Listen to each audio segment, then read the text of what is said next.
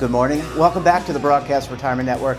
I'm Jeff Snyder. This is BRN AM for Wednesday, March 3rd, 2021. And our top stories today, proper nutrition for healthy aging and some nutrition hacks for your health. Well, joining me now to discuss this and a lot more, Travis Chilcott is the owner of Nutrition HealthWorks. Travis, great to see you. Thanks so much for joining us on the program this morning. Absolutely. Thanks for having me. Oh, it's a pleasure.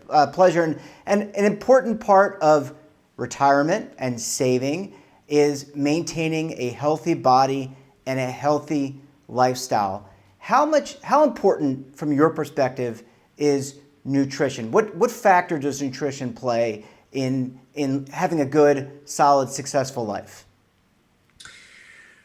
I mean, I'm a little biased, but it's going to play a huge part, right? Because, here's what I tell people a lot of times, you always have to eat, right? So that's something that's a requirement for life.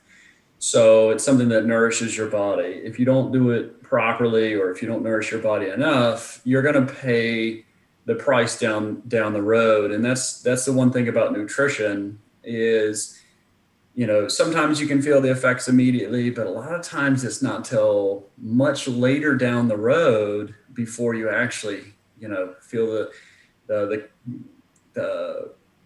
consequences, so to speak, or of just a poor health and diet.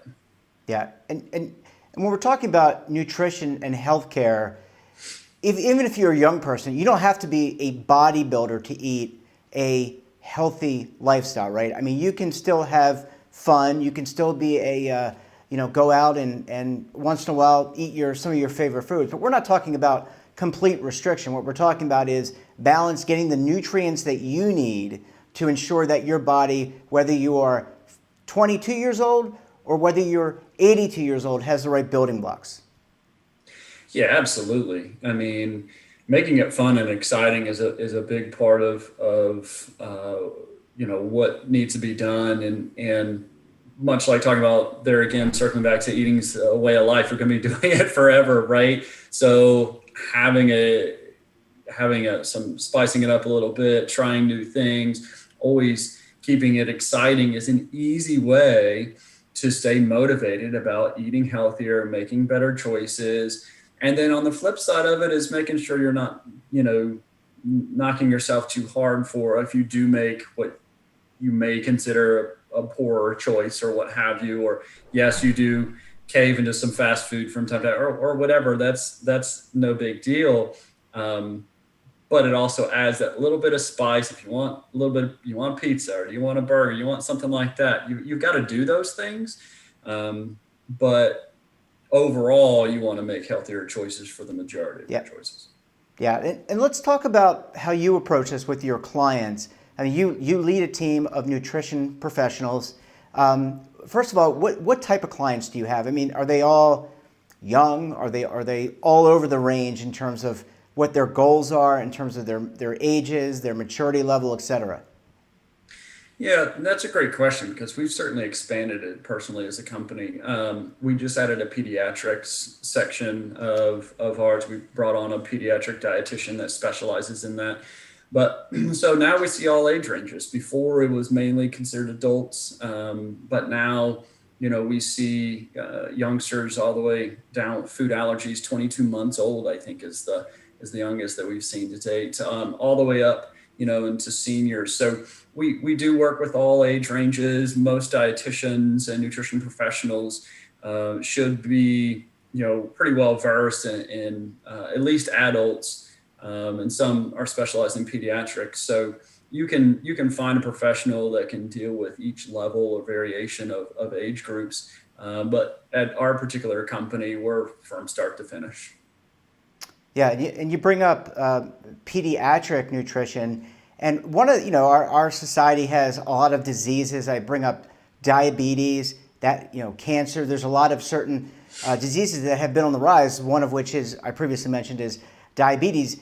And in finance and financial literacy, it's about getting to the younger generation to teach them the basics of saving and putting money away and understanding a budget. Is it the same thing with health and nutrition? You get to those children earlier, help them make the right decision, long term and with their parents' consent, obviously, if they're under 18, to make the decision so they don't have some of these horrible, debilitating illnesses that our society is facing today. Yeah, and you're exactly right. The earlier the better, especially if you, as a parent, if you're feeling like you truly haven't been able to help that child in that area. One big indicator, if the parent struggles with helping, obviously the kid's going to struggle too because of the level of education. And then, of course, a couple other things play into that. But it's funny you mentioned the diabetes side of things. I mean, the reason why we've had to add on this pediatric side is because of the number of pediatric clients that we get. And, it's unfortunate that we actually have to have providers that specialize in obesity for pediatric and diabetes for pediatric. We've got over 200,000 children have diabetes in this country. So it's extremely important, and it's something that is ever growing, unfortunately. Yeah, and I agree. It's totally unfortunate. When I was a kid, we didn't have all the fancy video games. We went outside and played, and so maybe we got a little bit more exercise while eating the Fruity Pebbles and some of the things you probably wouldn't recommend in one of your diet plans. Let's shift gears. If we've got a couple more minutes left in this first segment, but let's talk about cognitive decline. And there are some links, I guess, according to the National Institute of Aging, there are some links to not only being active with body and active in mind, but also being healthy in the food you choose. Do you see any correlation with the clients with whom you work? Absolutely. And it's funny, we talk a lot about nutrition, fueling the body. People think of it from here down, but your brain runs off of this same fuel. And actually your brain burns some of the most calories of the organs through the day. And we have to fuel that, and fueling it properly, healthy fats, carbohydrates, all those things are going to certainly help your cognitive function. The gray matter, so to speak, is just basically a bundle of fat. And so we have to make sure that we're supplying that brain with good, healthy fat sources, unsaturated fats, things like that. And then, of course, energy levels too, with carbohydrates are going to be the main source there. So it'll give you both cognitive energy and also prevent the cognitive decline on the long run if you fuel yourself properly and give your body the right nutrients. Yeah, and I guess last question for the segment. I kind of lied that the last one was the last one, but I thought of another one I want to ask, which is, when people think about health and nutrition, they think about restriction. Oh, I can't have that anymore. But that's not what we're talking about here. We're not talking about being bodybuilders or fitness athletes. We're talking about moderation, right? And maybe if you like a slice of pizza, which I, by the way, had over last weekend, I actually had two, you could still do those things in moderation. So we're not talking about completely wiping the slate clean. We're talking about moderation here.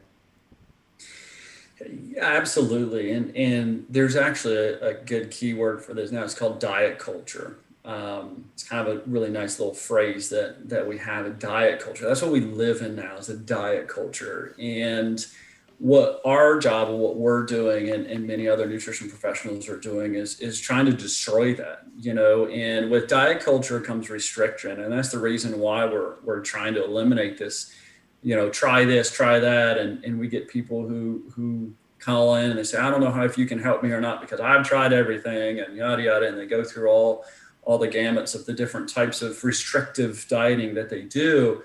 And instead, we try to flip their brain, their mindset, in the sense of we want you, we encourage you to eat variation and to eat in moderation, eat the things you enjoy, because eventually you will. And the diet culture is not sustainable. And that's the biggest thing, right? You have these 30-day diets, 90-day diets. And I always like to ask people and say, well, what are you going to do after the 30 days? Oh, well, I'm going to eat healthier. Well, how are you going to do that. So instead of restricting yourself for a certain period of time, we're trying to encourage people to say, listen, we understand you're going to want to crave sweets or high fat, food groups and things like that from time to time. We get it. We do the same thing. The pizza example is perfect.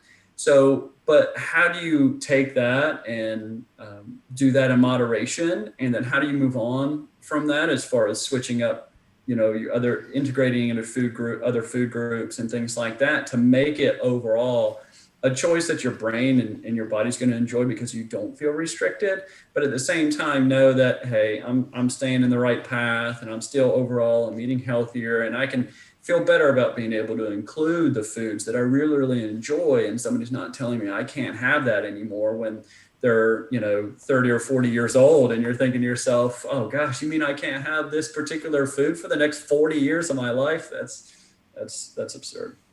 Yeah, that seems really painful. Well, Travis, I want to go to a very quick break. When we come back, we'll talk about some tips and tricks that you should think about when planning your next set of meals. You're going to want to stay tuned right here on BRN AM.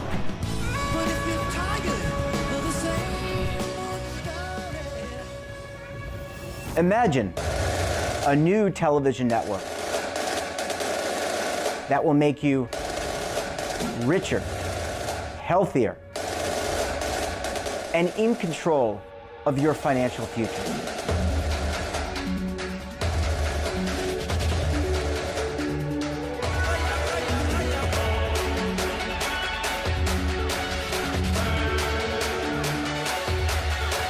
This network is for the policewoman in Nashville, Tennessee, the baker in Dubuque, Iowa, the teacher in Lexington, Kentucky. We want to make the idea of savings and retirement culturally relevant. But what do you see as a defining issue of the midterms, especially for the smaller businesses? I mean, they are the lifeblood of the American economy.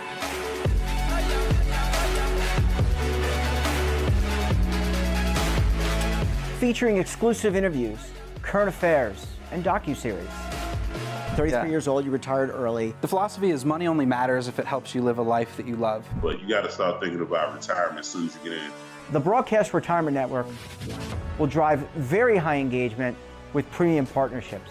So this isn't retirement and savings for your parents or grandparents. This is for all Americans. And we're going to change the way you think about money.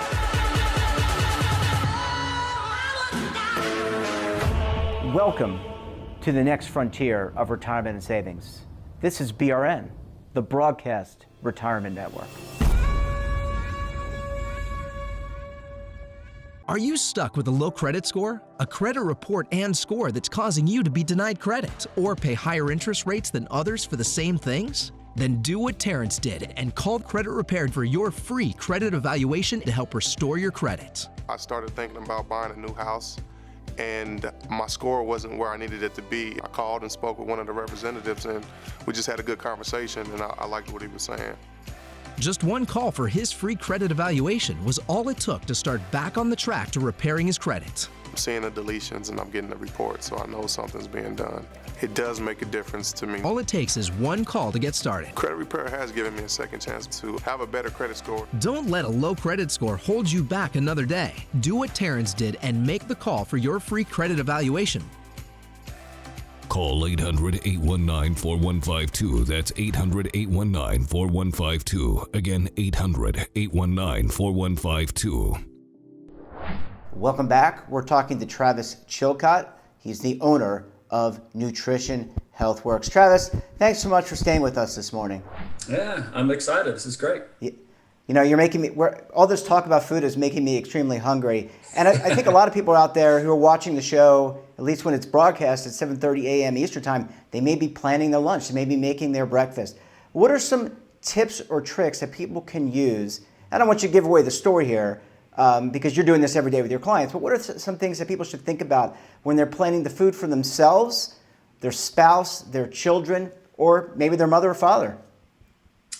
Yeah, planning is a huge part of it. I mean, but it doesn't have to take a ton of your time. And I think that's where some individuals make the mistake is that they're saying, well, I'm going to have to take all of Sunday and I'm going to have to go to the grocery store and I'm going to have to plan and cook and it's going to take me the entire day.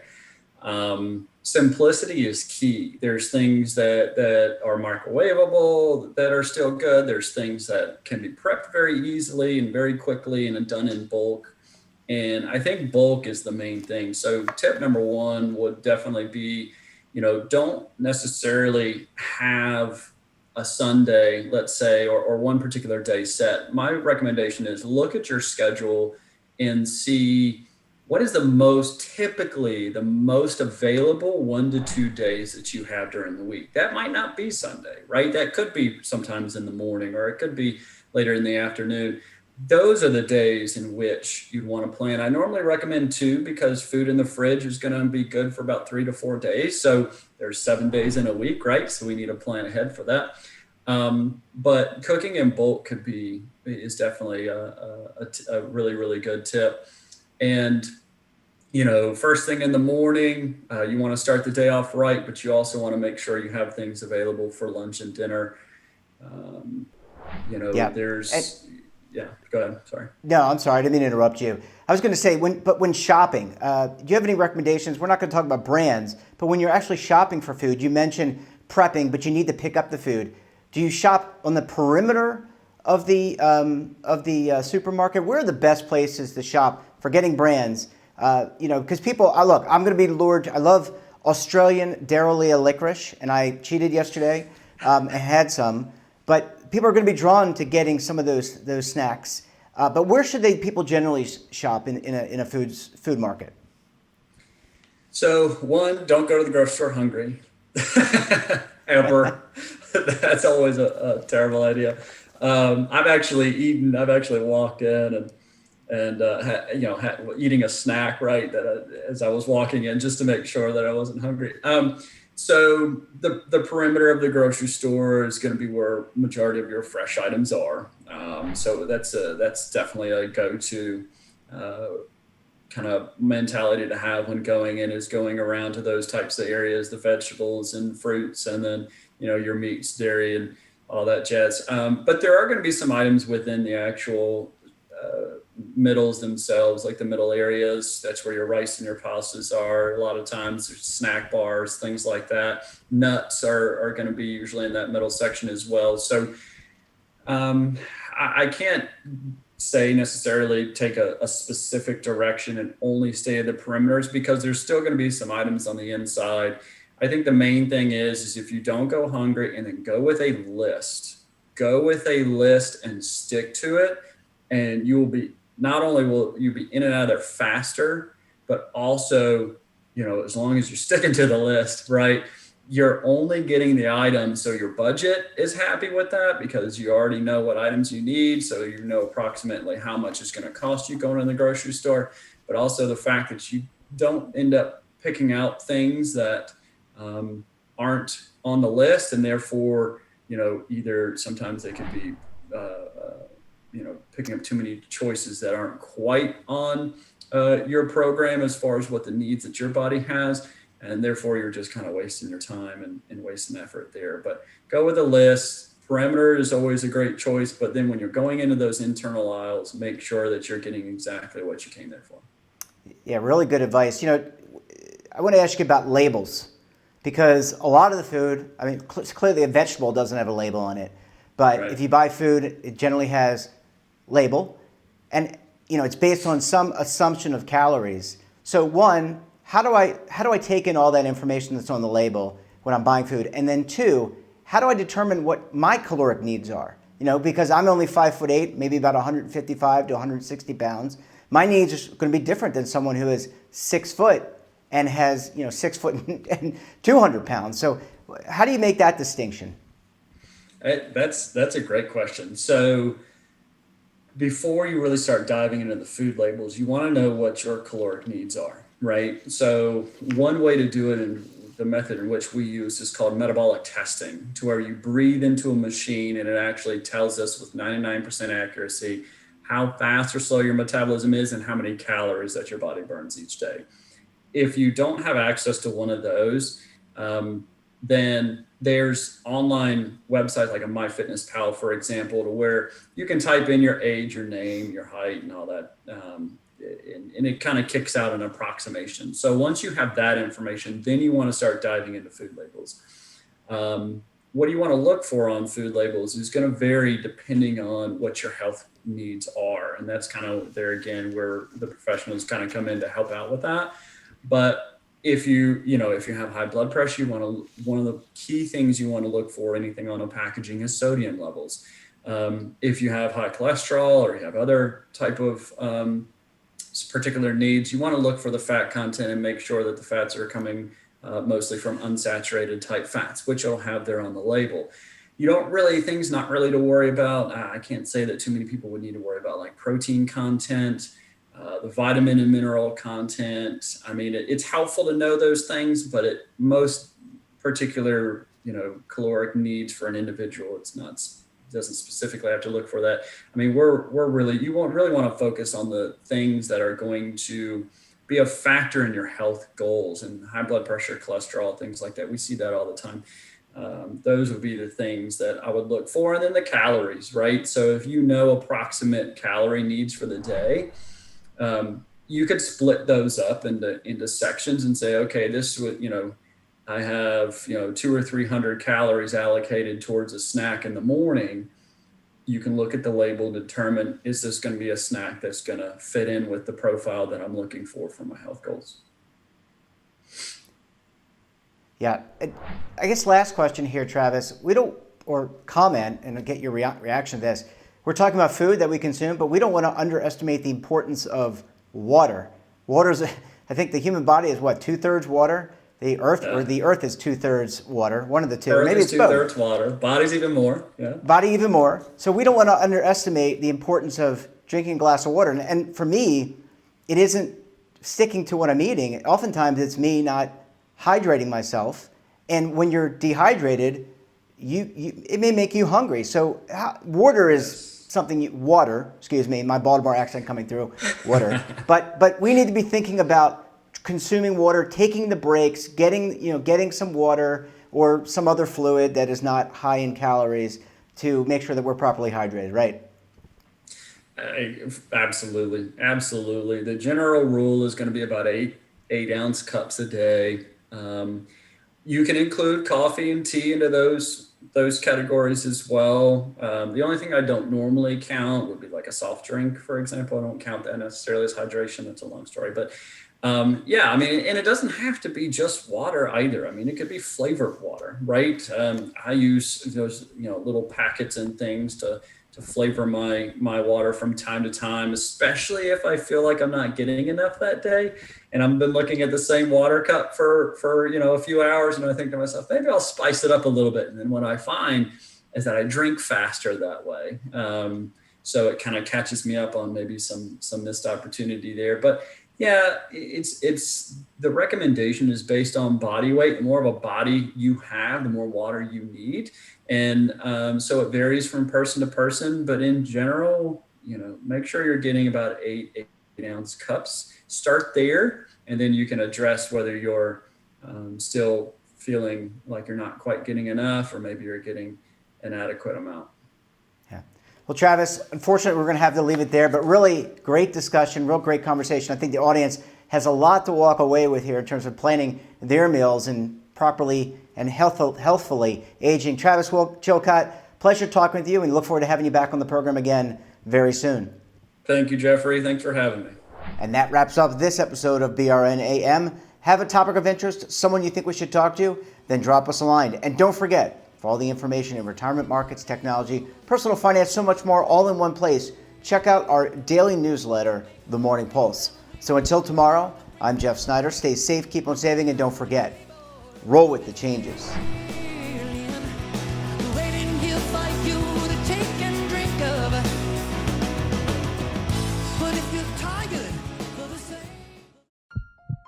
Are you being audited, and do you owe the IRS $10,000 or more in back taxes? Is the IRS threatening to take more of your money? Don't fight the IRS alone. The Tax Doctor is here to help you negotiate your tax bill and reduce your stress. The IRS can freeze your assets and seize your bank accounts, but you can stop these IRS actions. The Tax Doctor will work with you using our years of experience to represent your case to help you get the best resolution under the IRS guidelines. Help is here to deal with the IRS to reduce your stress. We've handled thousands of cases, so we know what we're doing. If you owe $10,000 or more in back taxes, do not call the IRS alone. Call a Tax Doctor now for a tax emergency analysis. Call 800-224-6439.